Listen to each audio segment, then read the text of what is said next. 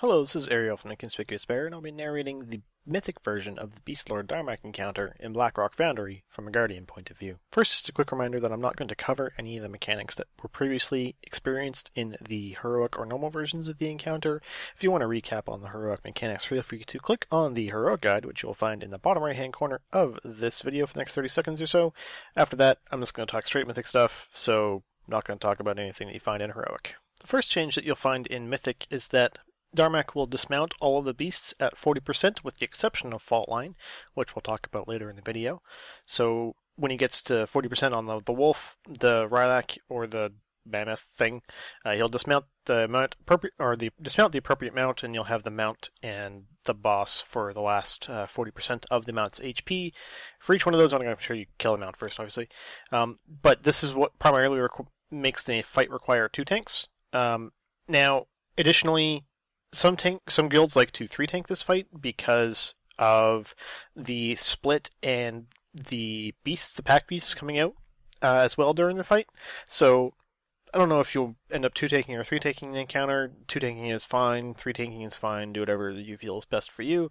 But just remember that you could be 2 or 3-tanking this fight, and if you're 2-tanking it as a Guardian, you should probably be tanking either the boss or the mount, because tanking the pack beasts is, I mean, there's better classes that are better at tanking pack beasts than you are, let's put it that way. The mounts are also exactly the same, so at 85, 65, and 45, he'll get on one of the 3 previously existing mounts that you all know about.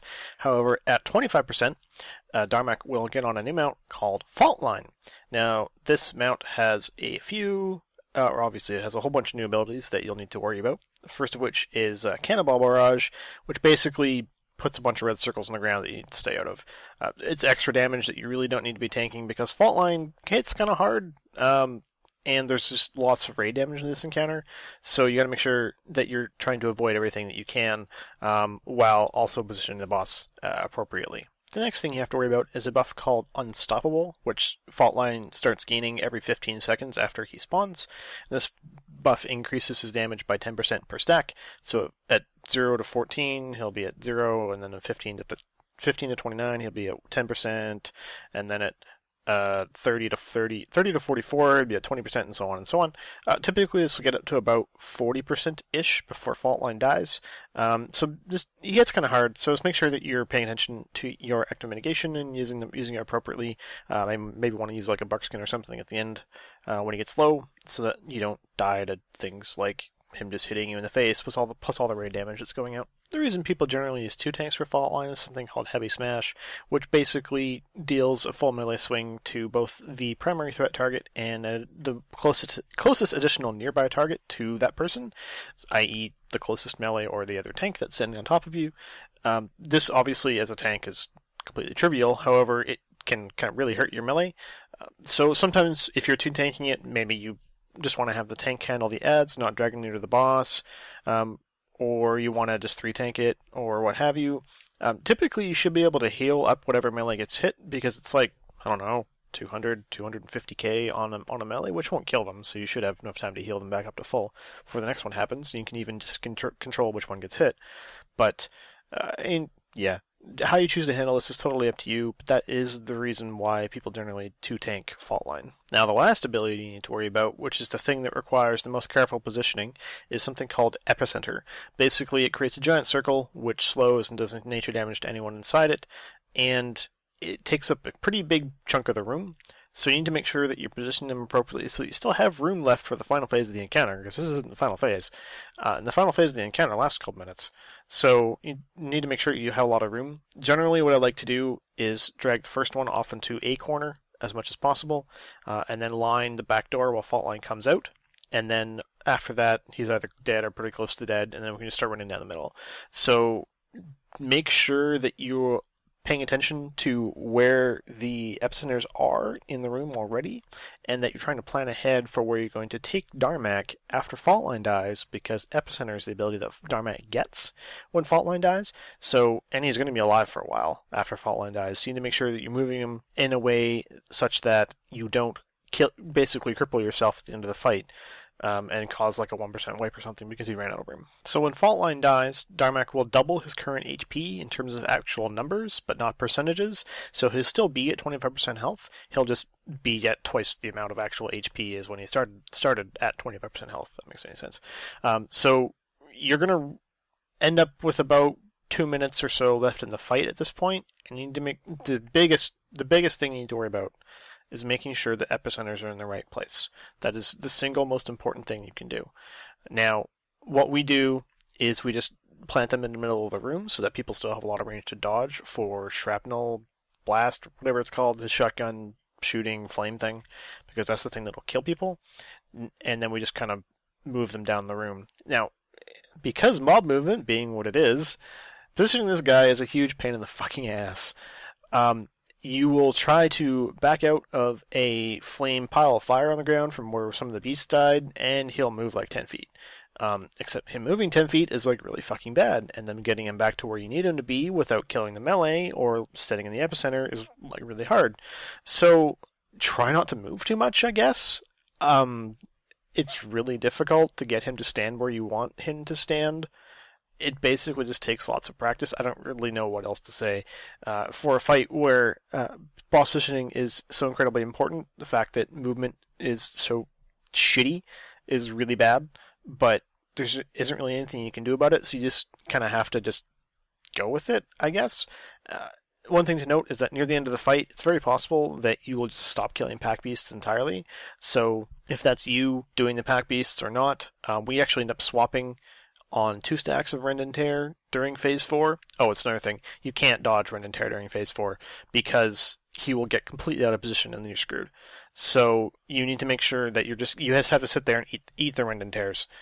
There's no way to not do that without completely gimping your raid. So just eat them to the face. They're not that bad. Just deal with it. And then if you have to go get pack beasts afterward, then that's what you have to do. Just, yeah, the last 25% of this fight is really rough. So just make sure that you're aware of that. Keep pulverize up. Use cooldowns when appropriate. That sort of thing. Just try and stay alive. Talent choices are like extremely standard. Feline Swiftness, Cenarian Ward, Soul of the Forest, Dream of Cenarius, and Pulverize. It's worth noting that Kaylin, in her written guide on TIB forums, does mention that you could also use Wild Charge for picking up the pack beasts. So we cheat because we have a monk, and we just use Ox Statue, so we never actually are in a position where we have to move to go get the pack beasts. So I can see why that would be advantageous to have if you don't have a monk doing that for you, or like a Death Knight doing Death and Decay or Ranged Consecrate or whatever. So yeah, kind of pick and choose depending on your raid comp. You can go either way on that. Kind of up to you. It's also worth noting that this is an encounter where you can get some use out of Heart of the Wild. However, it's unfortunately in places where DPS doesn't really matter that much. So you can use it at the start of the fight, pretty easy. However, DPS at the start of the fight is completely trivial and doesn't matter at all, not even a little bit. And then the second place you can use it is during Faultline, or actually right after Faultline dies, as long as there's no pack beast spawning. That is where you can get a good use out of Heart of the Wild. However, again, you have to use Zerk to do it, which means you can't use Zerk on the Rylak, which is bad. And B, or unless you go caster. So Heart of the Wild caster would be a really good opportunity there. Plus, raid damage is also really high, so maybe throwing out some rejuves, it wouldn't be so bad. That's a really good place to potentially get a use of the Heart of the Wild if you're fine with dropping Dream of Cenarius. One other thing I will mention with regards to the pack beasts is that it's extremely important that you pick them up, because they will just murder anyone else that's not a tank. So, but the downside of that is their AI is really messed up, like in terms of when threat actually starts registering to them versus like other things that have happened. It's like I've had someone do a Chaos Wave and then nothing else to a pack beast, and even though I put easily 10 times the amount of threat into that thing, it still goes after the person that did the Chaos Wave. So I don't know what the deal is there. If nothing else, you can always just yell at your range and tell them to ignore the pack beasts until you tell them it's okay. That's the easiest solution to that problem. So just be aware that it is a potential problem, and you need to be ready to deal with it if people end up dying to them. For cooldown usage, I definitely use Zerk on the first beast you kill, whatever that happens to be. Some people do the mammoth, some people do the wolf. We do the wolf. and save Zerk again until for the Rylak, or when the Rylak dismounts, so you can get maximum damage out of it, because the Rylak really needs to die there, and having any amount of extra DPS you can put into it is good. Actually potion there as well, so I potion for pre-pot and then potion for the Rylak, just for the extra damage, because the longer that's up, the worse things get. So yeah. Other than that, Stampeding Roar used for primarily a personal speed boost on this fight, especially when Epicenters go out, so you can get out of the Epicenter and reposition Faultline or Darmac quickly, so melee can continue attacking him, because they're not actually going to attack him while he's in the Epicenter, obviously. Other than that, no real particular suggestions, other than your standard, like keep your active mitigation up, keep all eyes up, and just try and survive. It's not that bad. Cenarion Ward is like a godsend on this fight, because there's so much dot damage that you can just Cenarion Ward most of it and it doesn't matter.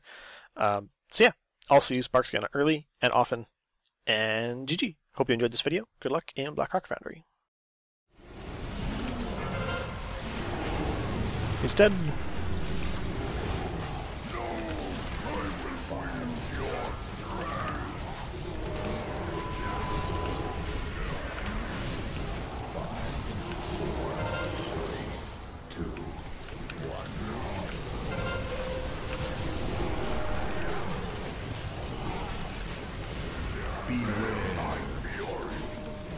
Some ceiling guys.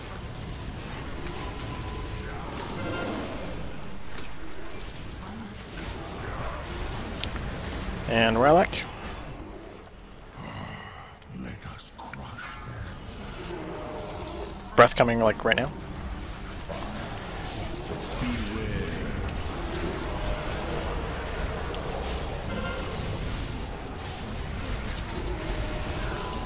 God damn it. Good try.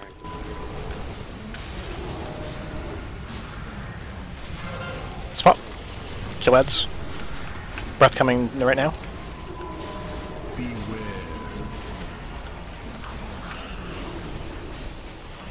This is a pack beast eating dot, I think. Got Moss. Or Rylak on there.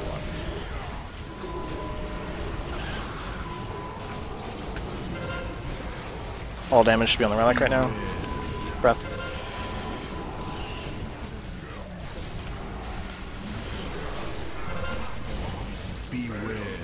Go tranky and swap. I have no channel. Guess can play up here. Rylak's dead.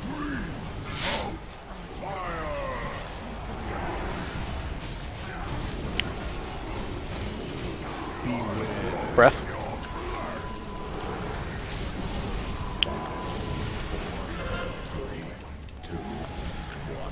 Oh, this is gonna be bad. Hemming.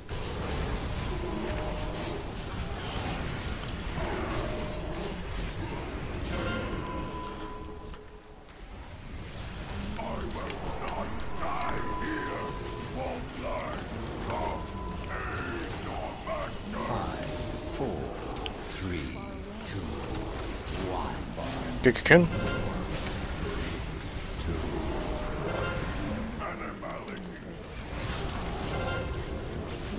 Res him. We need a chance. If we get a Tantrum 6 here, we'll use Tantrum 6 cooldown as planned. Kill. Kill ads.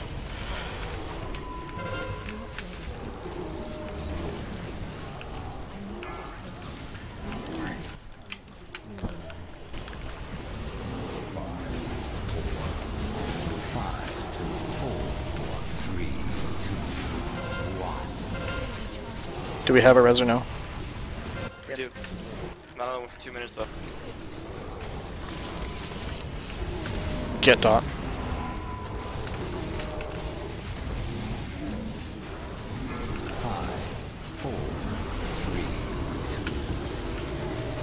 Kill ads.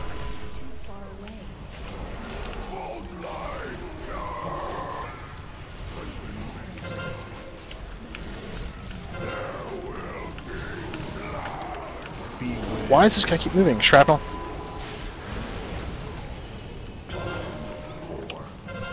Tantrum 6 is gonna be VE and amp. Stop trying. See how this goes with VE and amp. Probably just gonna use it anyway.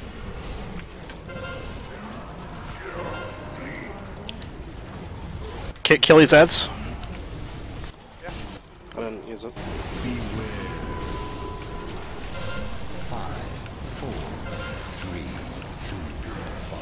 No more ad killing. Trank it now. Get everyone out. Tranking.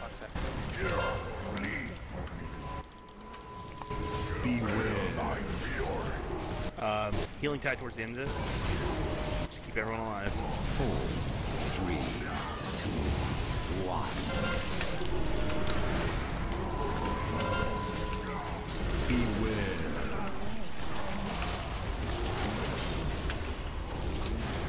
Don't hit the ads at all. Incidental damage is okay, but focus on the boss.